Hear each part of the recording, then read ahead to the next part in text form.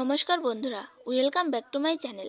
আজ আমি আপনাদের সাথে শেয়ার করব সবচেয়ে সহজ পদ্ধতিতে প্রেসার কুকারে মাটন বিরিয়ানি রেসিপি। আশা করছি আজকের এই ভিডিওটি আপনাদের অনেক ভালো লাগবে। ভিডিওটি ভালো লাগলে লাইক, কমেন্ট এবং শেয়ার করতে ভুলবেন না।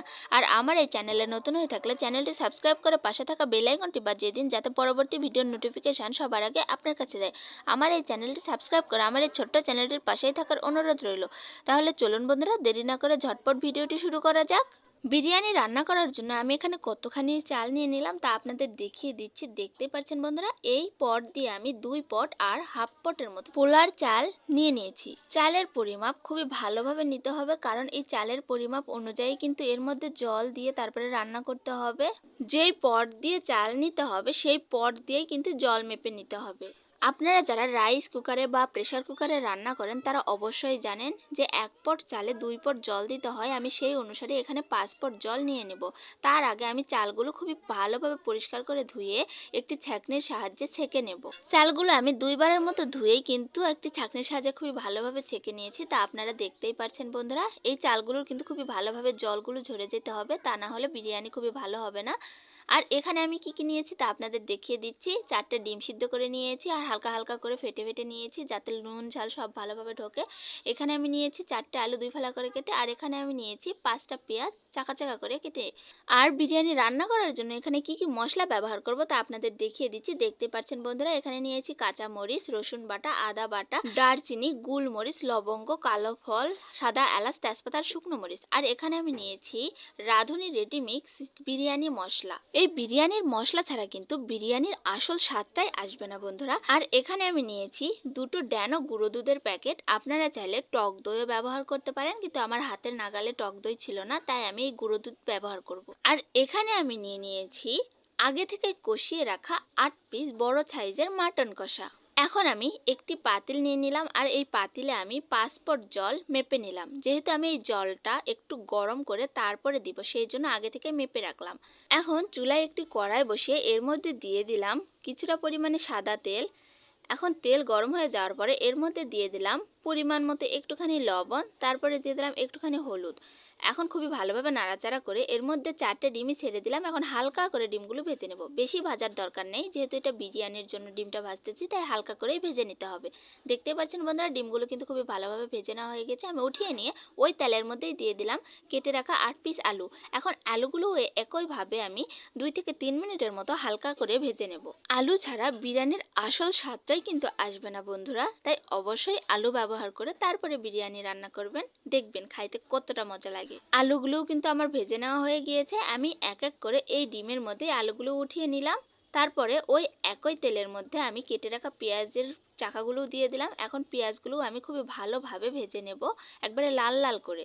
পেঁয়াজ ভাজার সময় অবশ্যই লক্ষ্য রাখবেন একেবারে যাতে কাঁচা থেকে না যায়, আর একেবারে যাতে মুচমুচেও না হয়ে যায়। হালকা লাল লাল হয়ে যাবে, বাদামি রং হয়ে যাবে, তখনই কিন্তু পেঁয়াজগুলো উঠিয়ে নিতে হবে। দেখতেই পাচ্ছেন বন্ধুরা, আমি কিন্তু পেঁয়াজগুলো এই একই পাত্রে উঠিয়ে রেখেছি। এখন ওই কড়াইয়ে দিয়ে দিলাম আরও কিছুটা তেল। তেল গরম হয়ে যাওয়ার পরে সবগুলো শুকনো মশলা এর মধ্যে দিয়ে দিলাম। তারপরে দিয়ে দিলাম রসুন বাটা আর আদা বাটা। এখন খুবই ভালোভাবে নাড়াচাড়া করে দেব, যাতে এই রসুন আর আদার কাঁচা গন্ধটা চলে যায়। তারপরে এর মধ্যে দিয়ে দিচ্ছি আমি ছেঁকে রাখা পোলার চাল।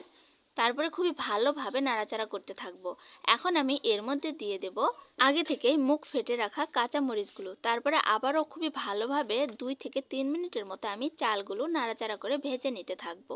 2 থেকে 3 মিনিট হয়ে গিয়েছে। এখন আমি এর মধ্যে দিয়ে দেব স্বাদ মতো লবণ। তারপরে আবারও খুবই ভালোভাবে নাড়াচাড়া করে 3 থেকে 4 মিনিটের মতো চালগুলো খুবই ভালোভাবে অনবরত নাড়াচাড়া করে ভেজে নেব। অনবরত নাড়াচাড়া না করলে কিন্তু নিচে লেগে যেতে পারে, তাই অবশ্যই খুবই মিডিয়াম লো আছে অনবরত নাড়াচাড়া করে চালগুলো ভেজে নিতে হবে। চালগুলো খুবই ভালোভাবে ভেজে নেওয়া হয়ে গিয়েছে। আমি এখন নামিয়ে রেখে ওই চুলায় দিয়ে দিলাম একটি পাতিলে করে মেপে রাখা জল। এখন জলগুলো আমি খুবই ভালোভাবে বলক ওঠা পর্যন্ত গরম করে নেব। বলক ওঠার পর নামিয়ে রেখে ওই চুলায় একটি প্রেসার কুকার বসিয়ে আগে থেকে ভেজে রাখা চালগুলো প্রেসার কুকারের মধ্যে দিয়ে দিলাম। তারপরে হালকা করে একটু নাড়াচাড়া করে দিচ্ছি। এখন এর মধ্যে আমি একে একে দিয়ে দিচ্ছি আগে থেকে ভেজে রাখা ডিম, আলু আর পেঁয়াজ। তারপরে দিয়ে দিচ্ছি 2 প্যাকেটই গুঁড়ো দুধের প্যাকেট। তারপরে এর মধ্যে দিয়ে দেবো 2 চামচের মতো রেডি মিক্স বিরিয়ানির মশলা।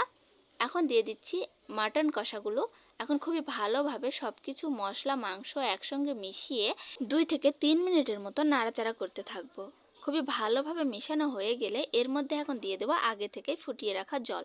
তো বন্ধুরা দেখতেই পাচ্ছেন আমি কিন্তু এর মধ্যে জল দিয়ে দিয়েছি। এখন খুবই ভালোভাবে নাড়াচাড়া করে দিচ্ছি।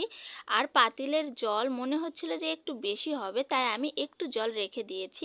এখন প্রেসার কুকারের ঝাঁপনিটা লাগিয়ে দিলাম আর চুলার আঁচটি একটু বাড়িয়ে দিলাম। এখন 3 থেকে 4 মিনিট পরেই কিন্তু এমনিতেই শীষ উঠে যাবে। প্রথম শীষ দেওয়ার পরে আমি একইভাবে দ্বিতীয় শীষও দিয়ে নেব। তারপরে চুলাটা বন্ধ করে দিয়ে নিচে নামিয়ে রাখবো 15 মিনিটের জন্য রেস্টে। 15 মিনিট পর প্রেসার কুকারের ঝাঁপনির মাথাটা একটু হালকা করে তুলে দেখব যে আদৌ ভিতরে ভাপ আছে কিনা। ভাপ নেই। তারপরে আমি এই ঝাঁপনিটা খুবই ভালোভাবে খুলতে পেরেছি।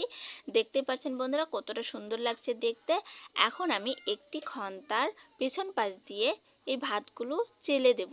রান্না করার পরে প্রেসার কুকারের ঝাঁপনি কিন্তু খুলে দিতে হবে ঘড়ি ধরে ঠিক 15 মিনিট পরে। এর বেশি টাইম যদি আপনি ঝাঁপনিটা লাগিয়ে রাখেন তাহলে কিন্তু এই ভাতটা বেশি সিদ্ধ হয়ে যাবে, তখন কিন্তু আর বেশি নরম হয়ে গেলে আর খাইতে ভালো লাগবে না। দেখতেই পাচ্ছেন বন্ধুরা কতটা সুন্দরভাবে ঝুরঝুরে হয়েছে এই বিরিয়ানির রাইসগুলো, কতটা লোভনীয় হয়েছে আর কতটা সুন্দর লাগছে এই মাটন বিরিয়ানির রেসিপি।